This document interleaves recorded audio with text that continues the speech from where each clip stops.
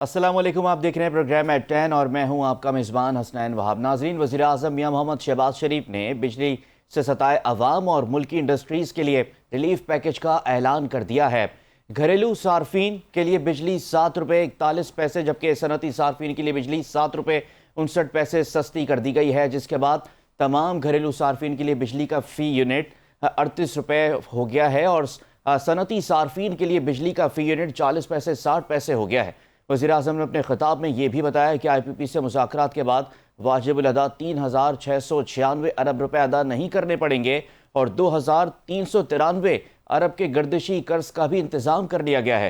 Power sector में नाकिस governance, बिजली चोरी और नॉन रिकवरी के बायस खसारा 700 अरब रुपए से तजावुज़ कर चुका है। बिजनेस कम्युनिटी महंगी बिजली को इंडस्ट्री बंद होने का जिम्मेदार करार दे रही है। बिजनेस कम्युनिटी का यह मुतालबा है कि हुकूमत प्राइवेट IPPs के साथ साथ सरकारी IPPs और सरकारी जो डिस्कोज हैं उनके एग्रीमेंट्स पर भी नजरसानी करे, क्योंकि पावर सेक्टर पर बड़ा बोझ सरकारी IPPs का है। पाकिस्तान में 60% बिजली की प्रोडक्शन महंगे इंपोर्टेड फ्यूल्स के जरिए की जाती है। अगर ग्लोबल मार्केट में ऑयल एंड गैस की कीमतें बढ़ती हैं तो मुल्क में बिजली की कीमतें खुद ब खुद महंगी होती चली जाती हैं। पाकिस्तान पेट्रोलियम और LNG की इम्पोर्ट पर सालाना 25 से 27 अरब डॉलर्स खर्च करता है। पाकिस्तान में बिजली सप्लाई की लाइन लॉसेस खित्ते में इस वक्त सबसे ज़्यादा हैं, जिसकी वजह से सारा बोझ बिल अदा करने वाले सार्फिन और इंडस्ट्रीज़ को बर्दाश्त करना पड़ता है।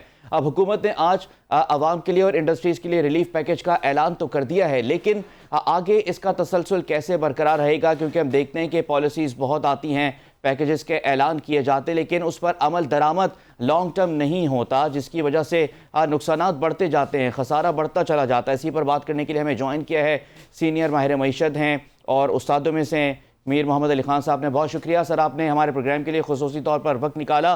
सर, ये बताइएगा कि आज के रिलीफ पैकेज को आप किस तरह से देख रहे हैं? क्या इससे ज़्यादा की एक्सपेक्टेशन रखी जा रही थी कि इससे ज़्यादा भी रिलीफ दिया जा सकता है? हम देख रहे हैं कि मौशी जो हमारे इंडिकेटर्स हैं, मैक्रो इकोनॉमिक इंडिकेटर्स, वो तेज़ी से पॉजिटिव हो रहे हैं। आप क्या समझ रहे हैं कि हकीकी नंबर्स हैं, वाकई में मईशत तरक्की करने लगी है? थोड़ी देर पहले ट्वीट किया था कि ये जो आगही का शराब है यही सबसे बढ़कर अजाब है।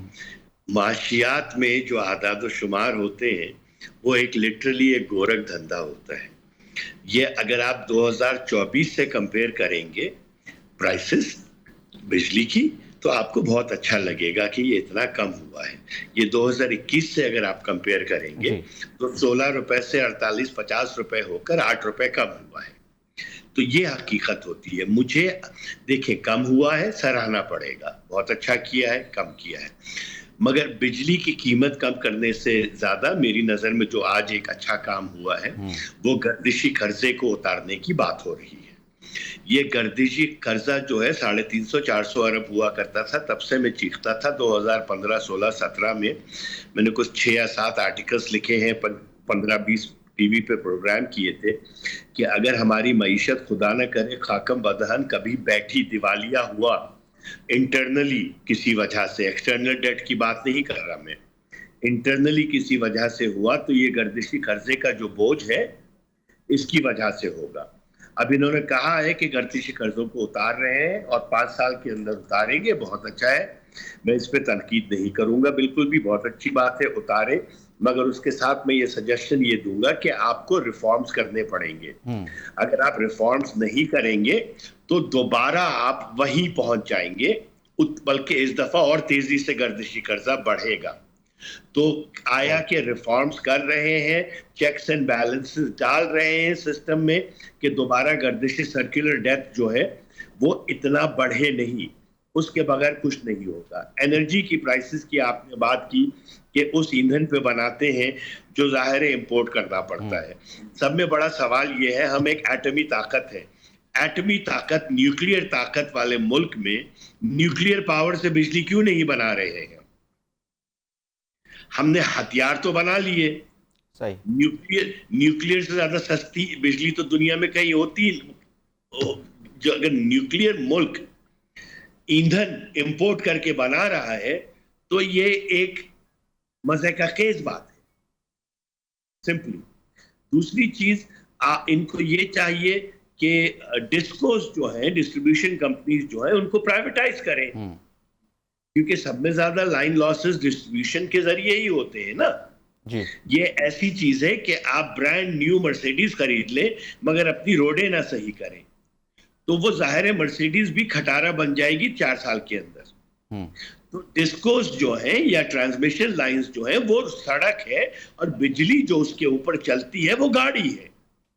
तो अगर गाड़ी सही कर रहे हैं तो अकल का तकाजा है कि रोड भी सही करें। तो डिस्कोस को प्राइवेटाइज करें। प्राइवेटाइजेशन में इतनी मुश्किलात क्यों आ रही हैं? बिल्कुल। प्राइवेटाइजेशन एक कॉमन सेंस की बात है। Government should never be in the business of running businesses. हुकूमत का काम ही नहीं है बिजनेस करना। ठीक। बिजनेसेस चलाए। मार्गरेट थैचर ने, अगर आज आप इंग्लैंड को देख रहे हैं या आज आप इंडिया की तरक्की देख रहे हैं, तो दो शख्सियात की वजह से। इंग्लैंड में मार्गरेट थैचर ने प्राइवेटाइजेशन शुरू की, सबने उनके खिलाफ बात की, उनको आयरन लेडी का खिताब मिला, मगर वो लगी रही। इंडिया में इंडिया का मोहसिन जो मईशत का है वो मनमोहन सिंह देसाई थे, जो मनमोहन सिंह का अभी रिसेंटली इंतकाल हुआ है। He is a PhD in economics, he is a doctor in economics. उन्होंने जो पॉलिसीज बनाई थी उसके बाद इंडिया की तरक्की हुई है। हम वो रिफॉर्म्स लाकर, हम कब रिफॉर्म्स लाकर अपनी पॉलिसीज को इतने सॉलिडिफाई कर देंगे कि कोई आने वाली गवर्नमेंट जो है उन रिफॉर्म्स को बदल ना सके। हर चीज के लिए तो इत्तेफाक राय पैदा कर लिया जाता है, तो मईशत के लिए क्यों नहीं किया जाता?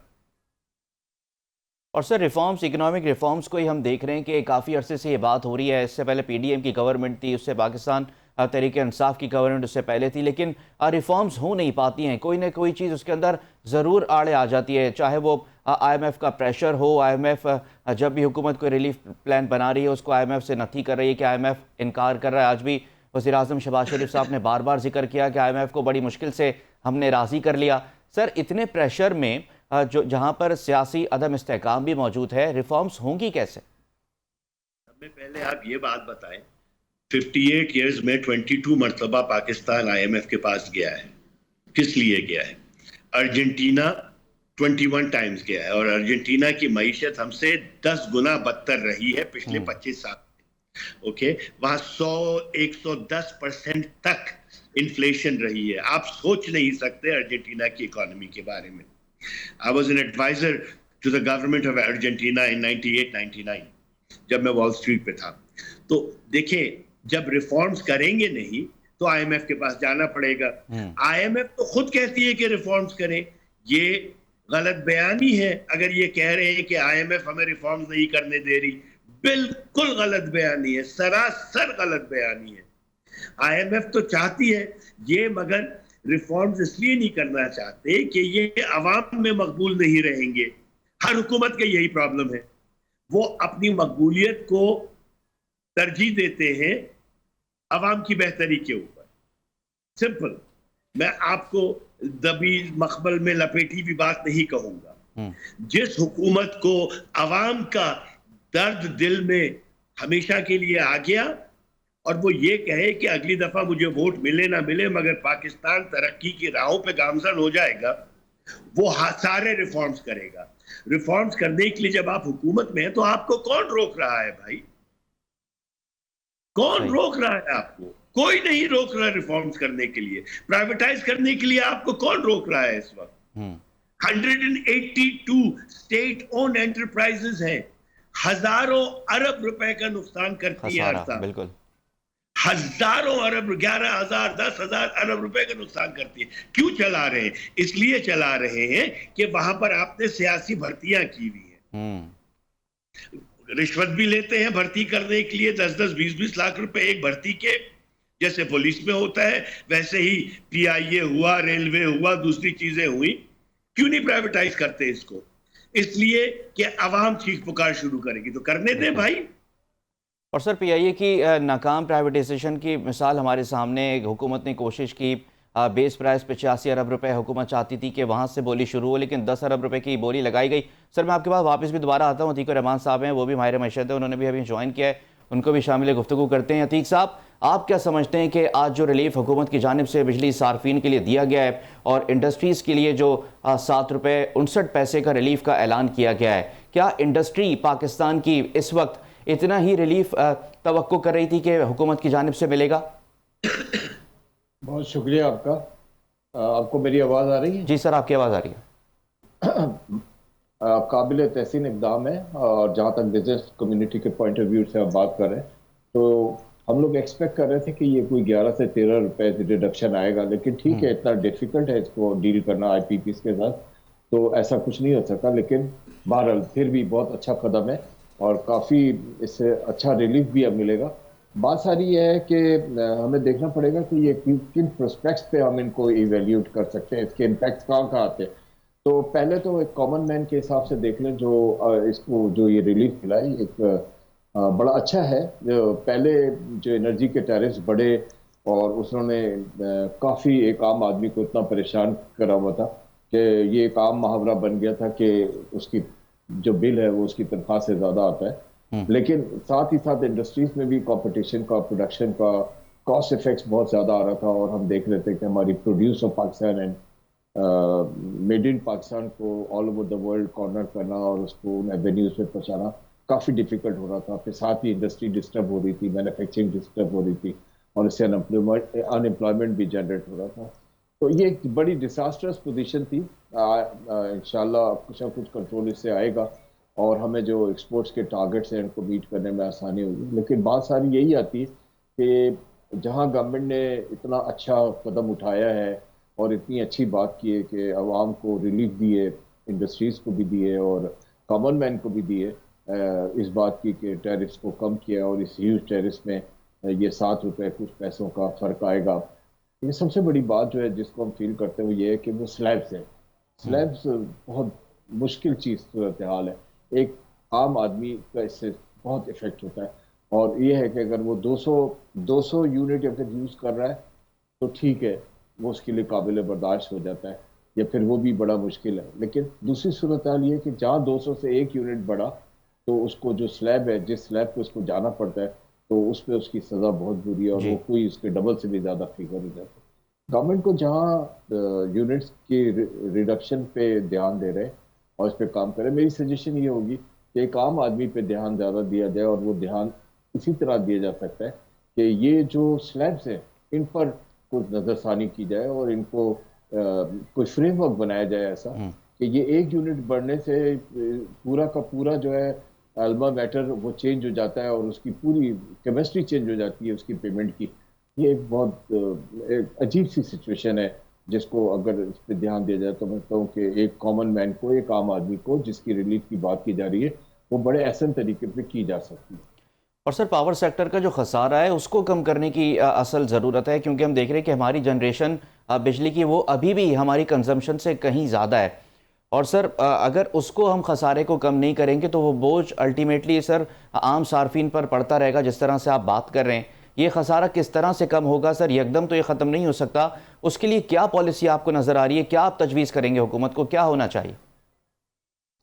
देखिए, ऑल्टरनेटिव्स पे जाने की सख्त ज़रूरत है और उन खसारों को हम क्या कम करेंगे वो तो दिन पर दिन मल्टीप्लाई होते जा रहे हैं, जिस तरह हमारे फिजिकल डेफिशिएंट्स हो रहे हैं। देखिए, प्रॉब्लम ये है इस वक्त कि हमारे जो फिजिकल डेफिशिएंट्स होते हैं या बजट डेफिशिएंट्स होते हैं या इस तरह के खसारे होते हैं, इन तमाम खसारों को निमटने के लिए हमें सिर्फ एक ही तरीका नज़र आता है, वो ये कि हम बोरिंग करें और जिस हद तक हो सके बोरिंग करें। और मैसिव बोरिंग कर चुके हैं हम लोग, फ्रीलेंस में चले गए और सब सिर्फ ये नहीं कि एक्चुअल हमें पे करना होता है, हम डेट ओरिएंटेड कंट्री हैं और साथ में हमें इंटरेस्ट भी पे करना पड़ता है जो भी बड़ा मैसिव है।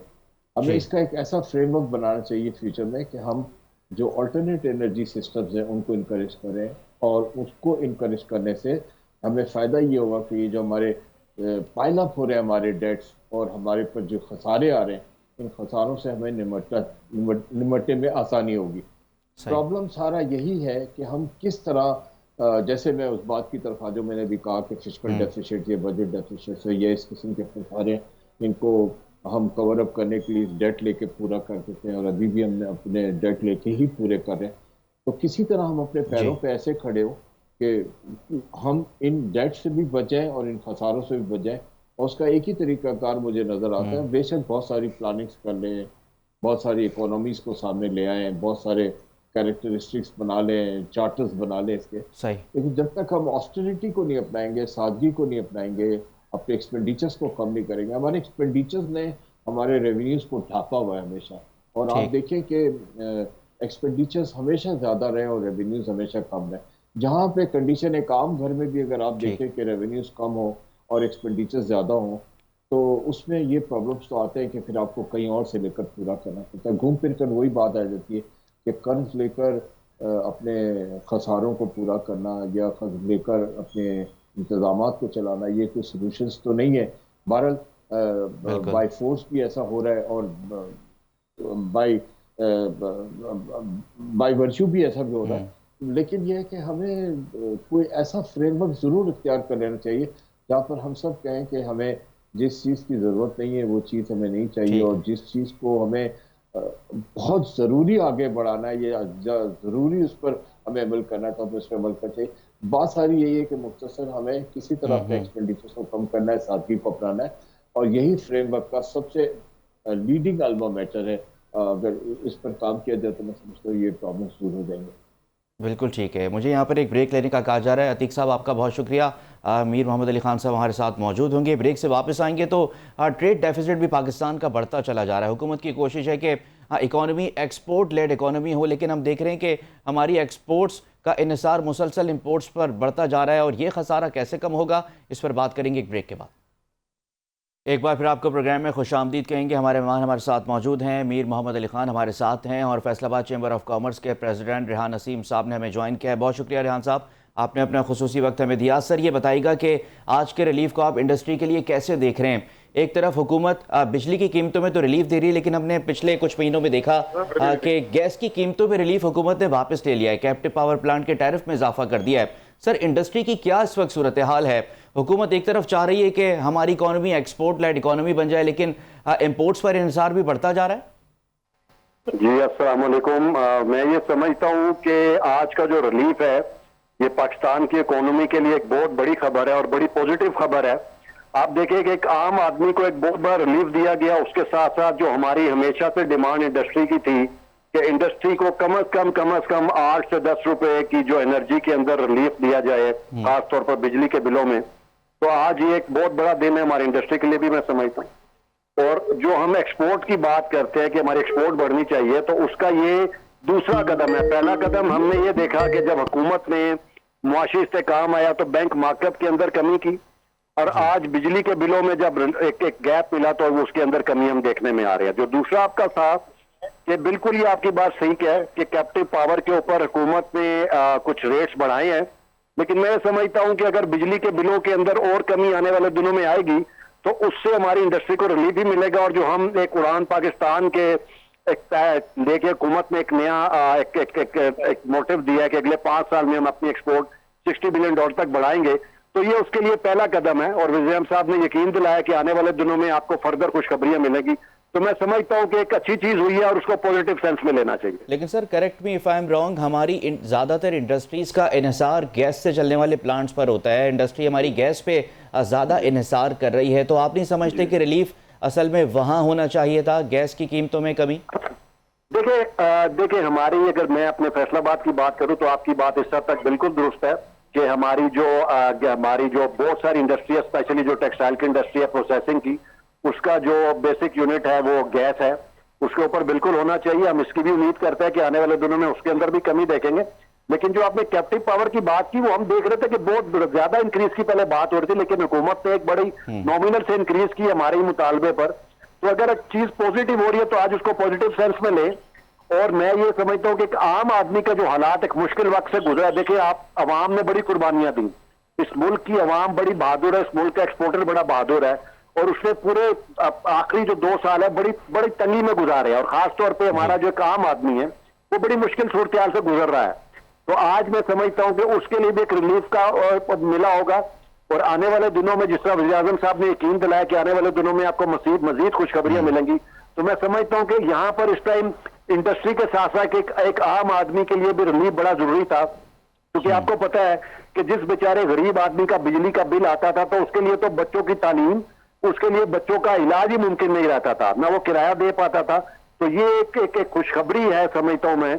और आने वाले दिनों में अगर, लेकिन सबसे ज्यादा जरूरी है कि इसको लॉन्ग टर्म कंटिन्यूस पॉलिसी बनाई जाए। अगर हम लॉन्ग टर्म कंटिन्यूस पॉलिसी नहीं बनाएंगे तो मैं नहीं समझता कि इसका हम कोई फायदा देख पाएंगे। मीर साहब, आप क्या समझते हैं कि गैस में भी रिलीफ अब मिलना चाहिए, क्योंकि हमारी इंडस्ट्री हम देख रहे हैं कि डाउनफॉल का शिकार हो रही है। बहुत सारे सेक्टर्स ऐसे हैं जिसमें पाकिस्तान बड़ा एक्सपोर्टर हुआ करता था, अब पाकिस्तान इंपोर्ट्स पर इन्हिसार करने लगा है और जो ट्रेड डेफिसिट है इसका वॉल्यूम बढ़ता ही जा रहा है। किस तरह से हुकूमत भी और पाकिस्तान इस मुश्किल से निकल सकता है? 50 साल पहले जाए और सब में पहले एतराफ़ करें कि नेशनलाइजेशन जो था पाकिस्तान की बदतरीन पॉलिसी थी। उसके बाद फिर ये एतराफ़ करें कि हमने पिछले 50 साल में अपनी इंडिजिनस इकोनॉमी को जितना इग्नोर किया है और सिर्फ एक्सपोर्ट लेड इकोनॉमी के ऊपर इन्हिसार किया है, ये एक बदतरीन इकोनॉमिक पॉलिसी है। दुनिया का कोई मुल्क इंडस्ट्रियलाइज नहीं हुआ है जब तक वहां की इंडिजिनस इकोनॉमी बेहतर ना हो। हमारी एक्सपोर्ट की इंपोर्ट जो इनपुट है वो इंपोर्ट लेड है। इंपोर्ट लेड एक्सपोर्ट की जब इनपुट हो तो आपकी जैसे ही एक्सपोर्ट बढ़ेंगी आपकी इकोनॉमी हीटअप होना शुरू हो जाएगी, आपका करंट अकाउंट डेफिसिट बढ़ना शुरू हो जाएगा, क्योंकि आप जो माल बाहर से मंगा कर उसकी वैल्यू ऐड करके दूसरे तरीके से उसको बनाकर फिनिश प्रोडक्ट में आप जब बाहर भेज रहे हैं, वही चीज आपने 50 साल में पिछले पाकिस्तान में बनानी क्यों नहीं शुरू की? इंडिया में आज 1 लाख की गाड़ी जो है अमेरिका की $70,000 में 70 लाख रुपए में वहां मिलती है। वही BMW, वही दूसरी चीज, इसलिए कि उसके पार्ट्स जो है इंडिया ही में मैन्युफैक्चर होते हैं। पाकिस्तान में जैसे ही डॉलर ऊपर जाता है हर चीज की प्राइस ऊपर चली जाती है। क्यों? हर मुल्क में तो ऐसे नहीं होता। ईरान में तो 52% इन्फ्लेशन है, उनकी करेंसी तो 150% डिवैल्यूएट हो चुकी है पिछले 4 साल के अंदर, 150%। मगर फिर भी वहां पे महंगाई इतनी नहीं है इंटरनली, इसलिए कि वो ज्यादातर चीजें इंडिजिनसली बनाते हैं, इतना इन्हिसार नहीं करते बाहर की चीजों का। तो हम जब तक अपनी इंडिजिनस इकोनॉमी को एक सपोर्ट कॉलम नहीं बनाएंगे एक्सपोर्ट लेड इकोनॉमी का, कि यहीं से चीजें बने, यहीं से प्रोक्योर की जाए, उसको फिनिश प्रोडक्ट बना के एक्सपोर्ट किया जाए, तब तक हमारी इकोनॉमी में ये सब ख्वाब है कि 30 बिलियन से 60 बिलियन, 60 बिलियन से 100 बिलियन, ये ख्वाहिशात है। ख्वाहिशात और रियलिटी हुकूमत में दो मुख्तलिफ चीजें होती है। मैं तो चाहूंगा अल्लाह करे $300 बिलियन हो जाए पाकिस्तान की, मगर एज अ इकोनॉमिस्ट या as an investment banker I know कि क्या करना पड़ेगा, तब हम वहां पहुंचेंगे। तो हमें पहले वो चीजें करनी पड़ेंगी कि हमें 92% पाकिस्तान के बैंक की लेंडिंग जो है वो हुकूमत को जाती है। दुनिया में किसी मुल्क में मैंने नहीं देखा, दुनिया के किसी मुल्क में मैंने नहीं देखा कि 92% of commercial banks lending goes to the government. क्या बचा है फिर बिजनेसेस के लिए? बिजनेस कहां से बोरो करेगा पैसा? जैसे ही इंटरेस्ट रेट कम होते हैं हुकूमत और कर्जा लेना शुरू हो जाती है बैंकों से। अभी 1.2 ट्रिलियन रुपीस लिया है, 1.2 ट्रिलियन रुपीस ये गर्दिशी कर्जा उतारने के लिए काइबोर के ऊपर। तो मतलब सारी लिक्विडिटी खत्म होती जा रही है। चले अच्छा है, पहली दफा किसी अच्छे काम के लिए कर्जा लिया है, मैं खुश हूं कि गर्दिशी कर्जा कम हो रहा है, मगर जब तक हम प्रिविलेजेस को इसको रोकेंगे नहीं, लाइन लॉसेस को रोकेंगे नहीं, दूसरी चीजों को कुंडा कल्चर को रोकेंगे नहीं, गर्दिशी कर्जा फिर बढ़ जाएगा।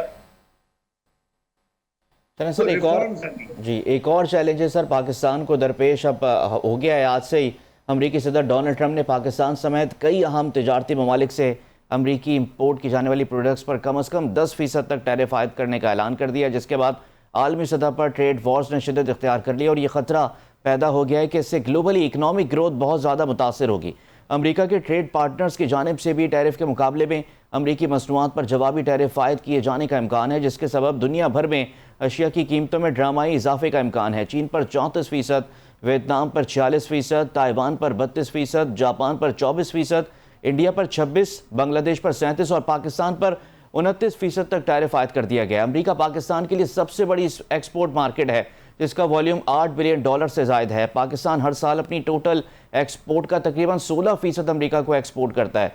गुज़श्ता दिहाइयों के दौरान पाकिस्तान को अमेरिका की एक्सपोर्ट में खातिरखा इजाफा हुआ है। माशी माहिरीन के मुताबिक पाकिस्तान और अमेरिका के दरमियान बायलैटरल ट्रेड $14 बिलियन तक ले जाने का पोटेंशियल मौजूद है। अब अगर पाकिस्तान पे 29% का ये टैरिफ आयद होगा, पाकिस्तान की एक्सपोर्ट्स पहले ही कम हो रही हैं, इंपोर्ट्स बढ़ती जा रही हैं, इससे पाकिस्तान को कितना नुकसान होगा और पाकिस्तान के लिए अमेरिका एक बड़ी एक्सपोर्ट मार्केट है, तो पाकिस्तान की एक्सपोर्ट्स को कितना ये मुतासर कर सकता है टैरिफ। अमीर साहब, आप भी इस पर कमेंट कीजिएगा और चौधरी अकमल साहब ने भी हमें ज्वाइन किया है, उनसे पहले मैं चाहता हूँ कि वो अपना टेक इस पर दे दें। चौधरी अकमल साहब, आप क्या समझते हैं कि पाकिस्तान के लिए कितना चैलेंजिंग होगा अमेरिका की जानिब से टैरिफ आयद किया जाना? 29% काफ़ी भारी टैरिफ है पाकिस्तान पे जो आयद किया गया है। देखिए, अगर तो ये टैरिफ सिर्फ और सिर्फ पाकिस्तान के ऊपर आयद किया जाता तो चैलेंजिंग होता, लेकिन मेरे ख्याल में जो है वो चूंकि ये थ्रू आउट दी वर्ल्ड तकरीबन तमाम ही ममालिक जाती खसारा है, उन तमाम ममालिक के ऊपर जो है वो अमेरिका ने ये टैरिफ आयद किया है। तो इस हवाले से देखा जाए तो वो प्रोडक्ट्स जिनकी जो इलास्टिसिटी ऑफ डिमांड है वो कम है, यानी जो अशियाए ज़रूरिया है, तो उनके ऊपर बहुत ज़्यादा इम्पैक्ट नहीं आएगा। ठीक है, आएगा, लेकिन इतना ज़्यादा इम्पैक्ट उसके ऊपर नहीं आएगा as compare to luxury items such as गाड़ियों की अगर मैं बात करूँ, ज्वेलरी की बात करूं, या इससे रिलेटेड जितनी भी चीज़ें हैं, मतलब वो उनके ऊपर जो है वो प्राइसेस या उनकी डिमांड के ऊपर काफ़ी इम्पैक्ट आएगा। अब ये अमेरिका की जो है ना अपनी एक सोच है ट्रम्प की कि किसी तरीके से भी जो मुल्क के जो है वो अंदर चीज़ें यानी विद इन दी इकोनॉमी जो है वो चीज़ों को पैदा किया जाए। फॉर एग्जांपल जैसे आईफोन्स हैं वो किसी ज़माने में अमेरिका में बनते थे, लेकिन वो फिर चाइना चले गए। अब वो ये चाह रहे हैं कि हम इस तरह की ड्यूटीज लगाएं ताकि या तो पाकिस्तान अपने मुल्क में ही वो चीज़ें प्रोड्यूस हों, और अगर नहीं होती तो फिर उनके ऊपर जो है वो हैवी ड्यूटीज वगैरह लगाई जाएंगी। अब पाकिस्तान जो ज़्यादातर एक्सपोर्ट्स करता है अमेरिका को, तो उनमें टेक्सटाइल का जो है वॉल्यूम वो सबसे ज़्यादा है, तकरीबन 3 बिलियन के करीब जो वो टेक्सटाइल की एक्सपोर्ट्स है पाकिस्तान की अमेरिका को। अब जो टेक्सटाइल की गुड्स है ना वो भी नेसेसरी गुड्स में आती है, मतलब यूटिलिटीज में ही आती हैं, जैसे कपड़े पहनना है या चादरें तौलिए वगैरह, तो ये अशिया ज़रूरिया में आती हैं। तो इनकी अगर प्राइस बढ़ जाती है, ज़ाहिर टैरिफ लगाने के मुकाबले जब लगाएंगे तो पाकिस्तानी जो मसनूआत हैं वो अमेरिकन मंडियों में महंगी हो जाएंगी। लेकिन इसके साथ साथ आप ये भी देखें, चाइना के ऊपर भी उन्होंने टैरिफ आयद किया, बांग्लादेश के ऊपर भी किया, वियतनाम के ऊपर भी किया है, इंडिया के ऊपर भी किया, तो ये 4-5 कंबोडिया के ऊपर भी किया। ऐसे ममालिक हैं ये वाले जो टेक्सटाइल सबसे ज़्यादा जो है वो अमेरिका को एक्सपोर्ट करते हैं। तो इस हवाले से अगर देखा जाए तो पाकिस्तान के पास टेक्सटाइल की एक्सपोर्ट्स को बढ़ाने के हवाले से बहरहाल अपॉर्चुनिटी मैं समझता हूं कि अवेलेबल होगी, क्योंकि बांग्लादेश से और चाइना से पाकिस्तान का टैरिफ जो है वो अभी भी कम है। तो उस हवाले से अगर देखा जाए तो ये एक अच्छी और खुशाइन बात है। लेकिन अगर ओवरऑल ग्लोबली देखा जाए तो दुनिया भी इसको ज़ाहिर रिस्पॉन्ड करेगी, जिस तरीके से फ्रांस ने, जर्मनी ने या चाइना ने इसके ऊपर बयानात दिए हैं, तो वो भी इसके ऊपर अपनी जो मतलब टैरिफ है उसको मजीद इजाफा करेंगे, जिससे जाहिर है कि दोनों ममालिक के दरमियान एक जो ट्रेड जो हो रही थी उसमें कमी वाक़या होगी। मतलब ऐसा नहीं है कि सिर्फ अमेरिका की इंपोर्ट्स में कमी वाक़या होगी, अमेरिका की एक्सपोर्ट्स में भी कमी वाक़या होगी। जाहिर है अमेरिका चाइना को अगर कुछ एक्सपोर्ट कर रहा है या दीगर ममालिक को जो एक्सपोर्ट कर रहा है तो उनमें भी कमी वाक़या होगी। और सर एक चीज़ इम्पोर्टेंट, इंटरनेशनली जो है वो एक कसाद बाजारी आएगी, यानी जो है ना वो एक जो बाजार जिसको हम कहते हैं ठंडा हो जाएगा बाजार, उसमें लोग शायद उस तरीके से जो है ना वो चीज़ें बूस्टअप या सेल और परचेज ना कर सकें ख़ास तौर पे जो लग्जरी आइटम्स हैं, यानी जो अशिया ज़रूरिया में नहीं आते, और उससे अनएम्प्लॉयमेंट जनरेट होगी, महंगाई का ज़ाहिर है तूफान एक आएगा। तो ये ग्लोबल इशू है। इसके पाकिस्तान के ऊपर पॉजिटिव असरात भी हो सकते हैं, और ओवरऑल जब सारी दुनिया के ऊपर उसका नेगेटिव इम्पैक्ट आएगा तो नेगेटिव इम्पैक्ट्स के ऊपर। और सर ये भी सर बताइएगा कि पाकिस्तान के पास एक अच्छा मौका है। पाकिस्तान जो खत्ते के ममालिक हैं, जो रीजन की कंट्रीज़ हैं, उनके साथ बायलैटरल ट्रेड को बढ़ा सकता है और नई मार्केट्स को पाकिस्तान अब तलाश कर सकता है, क्योंकि हम देख रहे हैं कि हमारे जो रीजन के ममालिक हैं, पाकिस्तान की बायलैटरल ट्रेड उनसे काफ़ी कम है। देखिए, बायलैटरल ट्रेड की जो बात अगर आप कर रहे हैं ना, तो उसमें कोई शक नहीं है, पाकिस्तान की इंडिया के साथ जो है वो ट्रेड बहुत कम है। चाइना के साथ अगर आप देखें तो तकरीबन जो है ना वो एक तरफा ही है। चाइना से हमारी सारी की सारी इंपोर्ट्स ये हार्डली $1 या $1.5 बिलियन की जो है ना साल की हमारी जो है वो वहाँ से होती हैं। लेकिन ये है कि वहाँ से जो हम चीज़ें इंपोर्ट करते हैं वो तकरीबन $12 बिलियन की है। तो अब इसको ज़ाहिर है बैलेंस करने के लिए पाकिस्तान को भी इस किस्म की गुड्स और सर्विसेज प्रोड्यूस करनी होंगी जो कि चाइना में यूज हो सके। ईरान और अफगानिस्तान तो किसी हद तक जो है वो ऑलरेडी, ईरान के ऊपर तो सैंक्शंस हैं, अफगानिस्तान में तो आटा वगैरह और एग्रीकल्चर प्रोडक्ट्स हमारी जा रही हैं अफगान ट्रांजिट ट्रेड से। पाकिस्तान अफगानिस्तान के साथ तो है ट्रेड में मुंसलिक, लेकिन चाइना के साथ जो है वो हमें अपनी जो ट्रेड टाइज हैं उनको बैलेंस करने की ज़रूरत है। जो बहुत ज़्यादा डिफरेंस आ रहा है कि $1.5 बिलियन की जो है वो तकरीबन हमारी चाइना से जो है वो एक्सपोर्ट्स है, और हम इंपोर्ट जो करते हैं वो तकरीबन $12 बिलियन के लगभग है। ये सारे के सारे मतलब एक टूटे हुए कैमरे से लेके सोलर पैनल क्या और यूपीएस क्या और चाइना का मोबाइल क्या, मतलब यानी हमारी जो है ना सबसे ज्यादा जो हम इंपोर्ट करते हैं वो चाइना से करते हैं। तो इसको या तो हम अपनी इंपोर्ट्स को चाइना से कम करें, अगर नहीं कर सके तो फिर चाइना को हमें एक्सपोर्ट्स बढ़ानी चाहिए। अब एक्सपोर्ट बढ़ाने में अगेन जो है ना वो हम जो टेक्सटाइल सेक्टर है उसमें तो इतना मार्जिन अवेलेबल नहीं है, क्योंकि चाइना खुद टेक्सटाइल जो है ना वो गुड्स प्रोड्यूस कर रहा है। इसी तरीके से मतलब जो है वो दूसरी जो टेक्नोलॉजी के हवाले से भी वो हमसे आगे तो ले दे के थोड़ी बहुत एग्रीकल्चरल प्रोडक्ट्स रह जाती हैं जो हम चाइना को एक्सपोर्ट कर सकते हैं। तो ये बड़ा एक इम्पॉर्टेंट एलिमेंट है। ऑन दी अदर हैंड जो इंडिया के साथ हमारा जो है वो वैसे ही आपको पता है कि ट्रेड नहीं है, और उसमें वो मसला कश्मीर की वजह से या दीगर पॉलिटिकल रीजन जो है वो खिते की, उस वजह से इंडिया के साथ जो है ना वो हमारा बिल्कुल ही ताल्लुकात ही नहीं है। आप समझिए ट्रेड को क्या, ताल्लुकात ही नहीं है। तो अगर वहाँ पे भी जो है ना वो पॉलिटिकल दर्जा हरारत को कम करके अगर ट्रेड शुरू की जा सकती है तो पाकिस्तान को भी फायदा हो सकता है, और ऑन दी अदर हैंड जो है वो इंडिया को भी फायदा हो सकता है। बिल्कुल ठीक है, पाकिस्तान को भी फायदा हो सकता है। मीर साहब, आप कुछ ऐड करना चाह रहे थे, वो भी ऐड कीजिएगा, और साथ में ये भी बताइएगा कि एक्सपोर्ट्स को बढ़ाना तो एक चैलेंज तो है पाकिस्तान को, और उस पर फिर टैरिफ आयद हो जाना अमेरिका की जानिब से, जो कि पाकिस्तान की सबसे बड़ी एक्सपोर्ट मार्केट है। सर कुछ ना कुछ डिफरेंस तो पाकिस्तान को फिर भी बर्दाश्त करना पड़ेगा। हमारा एक नेशनल वतीरा बन चुका है कि हम अपने आप को मजलूम और दूसरे को जालिम डिक्लेयर कर देते हैं। हमने अमेरिका की प्रोडक्ट्स पर 59% टैरिफ लगाया हुआ है। आप ये कैसे तवक्का कर सकते हैं कि आप दूसरे को धक्का देते रहें और वो आपसे ज्यादा ताकतवर हो और वो पलट के एक दफा आपको धक्का ना दे। उन्होंने 29% लगाया है। रेसिप्रोकल टैरिफ का मतलब ये है आप अपनी टैरिफ करते हैं वो आपके भी कम कर देंगे। हम इस चीज पे बात करें ना कि हमारी क्या गलतियां हैं। हमने सारी दुनिया की मुमालिक में टैरिफ लगाया हुआ है। जापान से गाड़ी लाओ 200% टैक्स पर लगता है, कहीं और से कोई चीज लाओ 150% टैरिफ लगता है। तो हम अपने आप को भी तो देखें।